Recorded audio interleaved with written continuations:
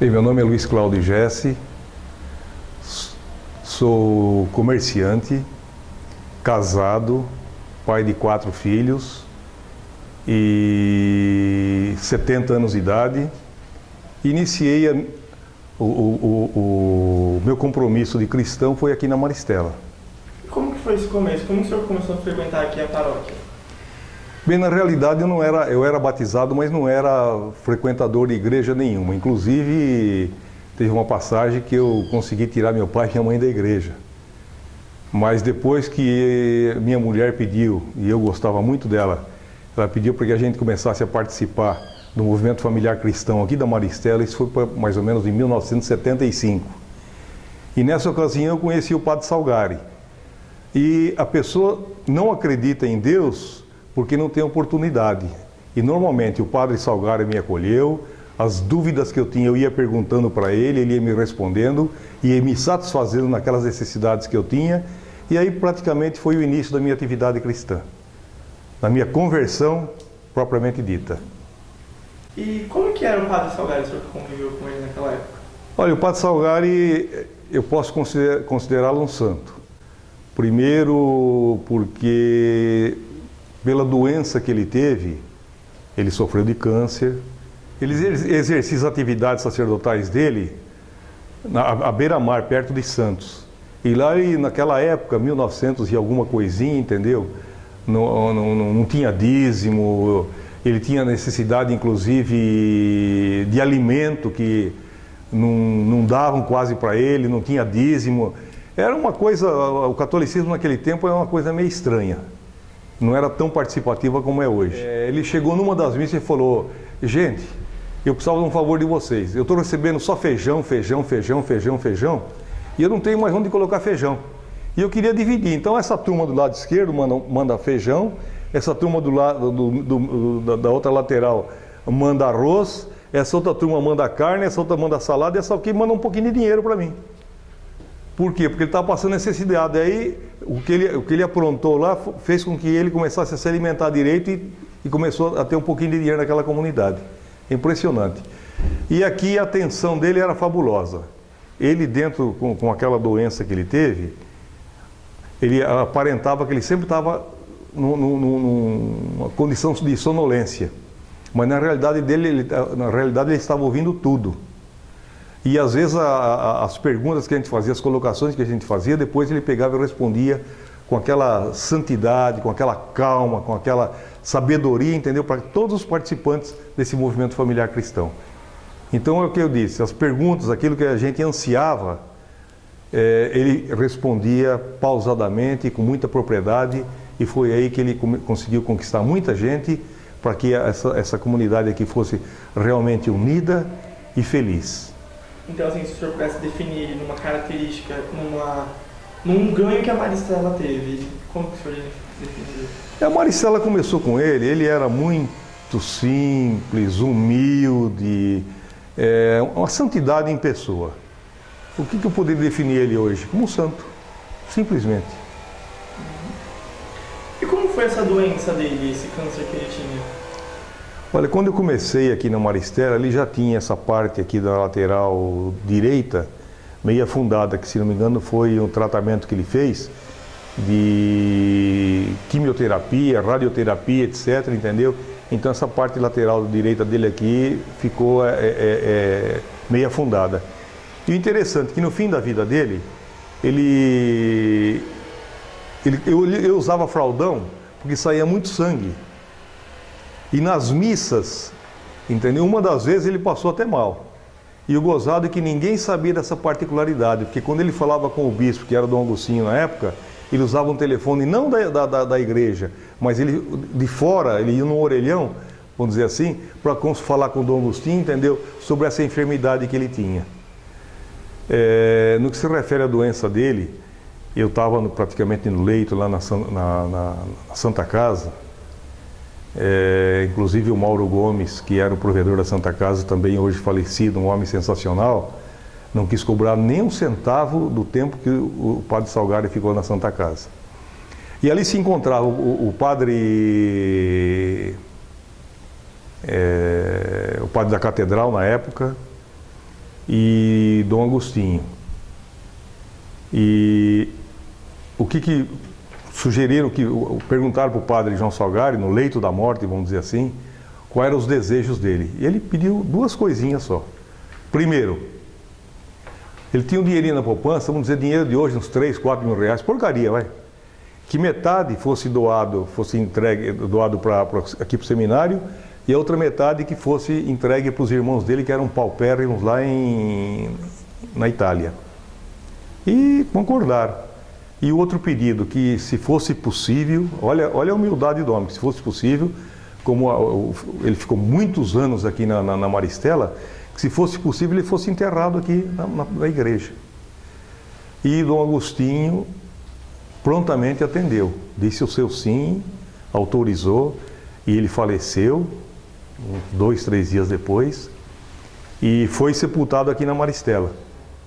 Isso, ele foi enterrado aqui, depois fizeram no túmulo, depois tiraram a alçada dele, e na lateral onde era o sacrário, passaram para o lado direito, fizeram um tipo de um outro sacrário, levaram para o lado direito, e na lateral ou embaixo, não me lembro, colocaram a alçada dele. E até aí tudo bem, mas essa igreja foi praticamente depois demolida e foi construída essa que está aqui hoje. E tiraram a alçada dele, levaram para o cemitério e infelizmente se encontra lá até hoje. Não retornou, ou seja, aquele pedido dele que foi autorizado pelo bispo, entendeu? Deixou de existir aquela promessa.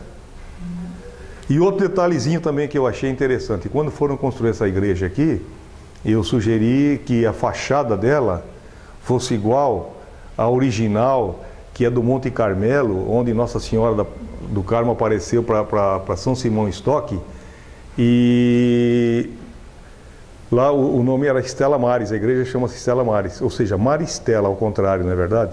Então que a fachada fosse feita igual era original. O restante lá dentro pode-se colocar o que quisesse, ar-condicionado, as coisas mais modernas do mundo, não tem problema nenhum. Por quê? Porque identidade é uma coisa que a gente deve ter. Ou seja, quando o padre ele transubstancia o pão e o vinho no corpo e sangue de Cristo, que ele fazer isto em memória de mim. Nós temos que fazer alguma coisa em memória da Nossa Senhora do Carmo.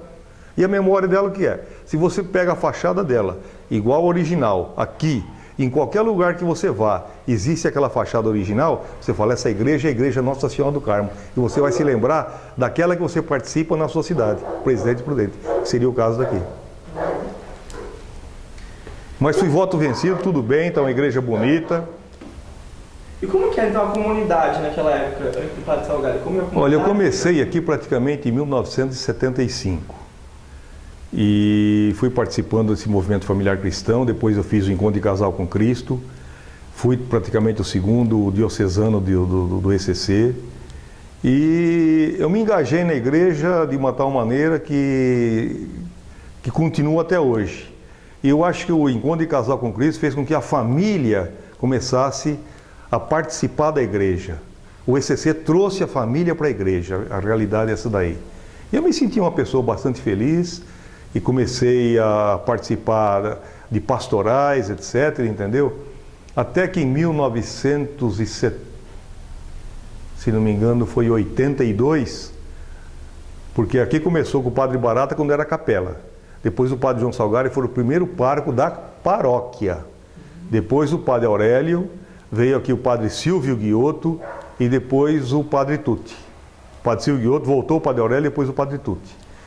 E naquela época do Padre Silvio Guiotto, estava faltando verdadeiro ministro aqui, porque tinha o Luiz Saito, que trabalhava mais, o serviço dele era mais nas capelas, tinha o Laurindo Coraza, que é dono do Buffet Coraza hoje, também participava aqui, tinha o Nelson Spassini, que ele não era tão ativo, e tinha o João José da Cruz. Eram esses ministros, e depois fui convidado para participar. E naquele tempo não existia pastoral da saúde. Quem tinha que levar a comunhão aos doentes eram os ministros. E no sábado à tarde, no domingo de manhã, a gente prestava esse tipo de serviço para a igreja. E a coisa foi correndo e a gente continuou como ministro, etc. Depois eu me mudei para a Regente Feijó, vim aqui também, participava aqui da comunidade. Depois eu mudei para Menino Jesus de Praga. Por quê? Porque eu moro a uma quadra de lá. E onde você está hoje? Na catedral. Por quê? Porque o padre da catedral me convidou para dar um curso de catequese para adulto. Quando a gente prepara a pessoa para o batismo, primeira Eucaristia e Crisma. Mas a gente não quer se comparar a Cristo não, mas você conhece aquela história que tinham dois irmãos, que um morava, eles viviam juntos, muito unidos, e tinha um rio no meio, depois se separaram, um foi para cada lugar, e o rio separava os dois, até que apareceu uma pessoa lá que precisava de trabalhar e sustentar, e um deles falou assim, olha, você faz assim, você faz um curral para mim. E ele falou, eu vou na cidade e volto daqui uma semana e eu quero esse curral pronto. Ele foi para a cidade e a pessoa, ao invés de fazer um curral, fez uma ponte. E foi lá e conversou com aquela pessoa. E quando voltou o proprietário daquela propriedade lá, ele ficou muito bravo, porque em vez de curral ele viu uma ponte. Como não se dava com o irmão, aí ele conversou com essa pessoa e o irmão estava no meio da ponte, ele foi lá, abraçou e voltaram a ter aquela amizade fraterna de antigamente. Então, o importante é o seguinte, esse marceneiro foi o Cristo, mas nós temos que imitar o Cristo e sermos marceneiros para quê? Para construir muitas pontes, entendeu? Para que as nossas comunidades se unam. Então, não é o fato da gente estar numa comunidade ou numa outra, o importante é estar a serviço. Porque ser ministro é ser prestador de serviço também. E ser cristão é mais do que isso. É ser o verdadeiro sacerdote, profeta e rei. Que é a missão que nós adquirimos do nosso batismo. E o rei é aquele que serve naquele que é servido. O rei é aquele que coloca-se a serviço. E São Tiago diz, quem não vive para servir, não serve para viver.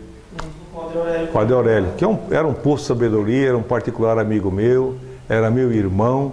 E aí eu comecei, e ele começou a dar curso de catequese, e eu iniciei exatamente com ele.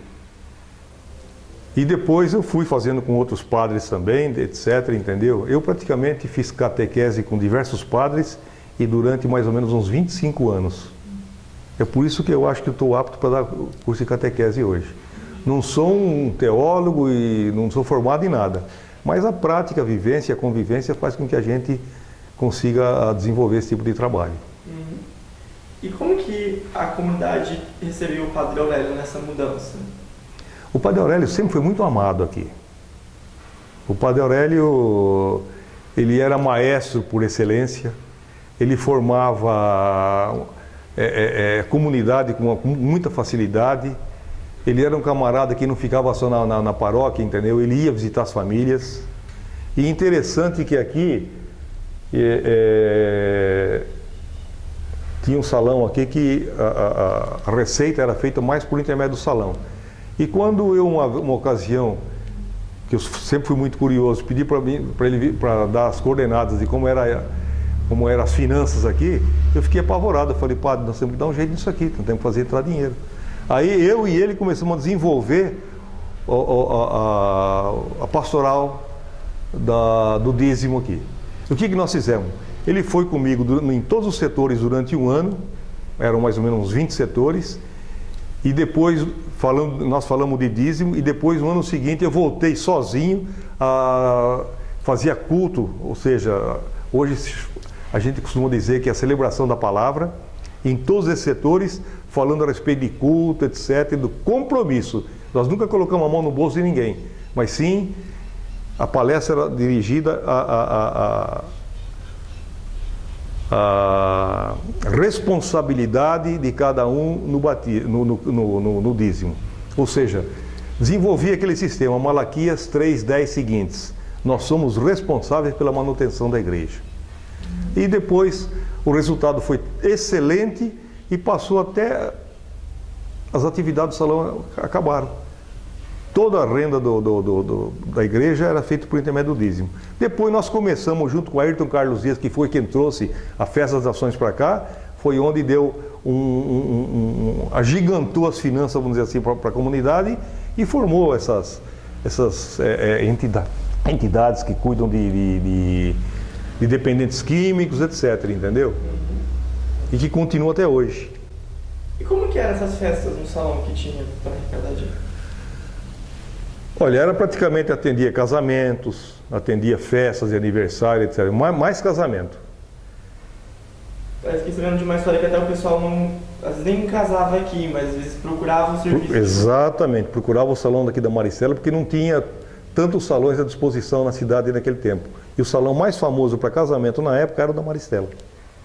Entendi. Aí começou as festas das Nações. O senhor lembra como foi a primeira festa das Nações? Normalmente era feito no mês entre maio, junho, se não me engano, é coisa assim, entendeu? E era feito aqui na frente da igreja. Inclusive nós meninos, era um tipo de uma quermessezinha pequena. E aí foi tomando vulto. E é o que é hoje, graças à divulgação, as condições que são feitas, aquilo que é oferecido, entendeu? Tornou uma festa tradicional e uma festa grandiosa. O senhor conta aqui uma história, o senhor foi ajudar uma missa com o padre Aurélio, né, quando o João Paulo II veio. Ah, Pode sim, contar sim. essa história de novo para mim? Sim. Nós tivemos, o padre Aurélio pediu para que, foi em Campo Grande, a vinda do João Paulo II,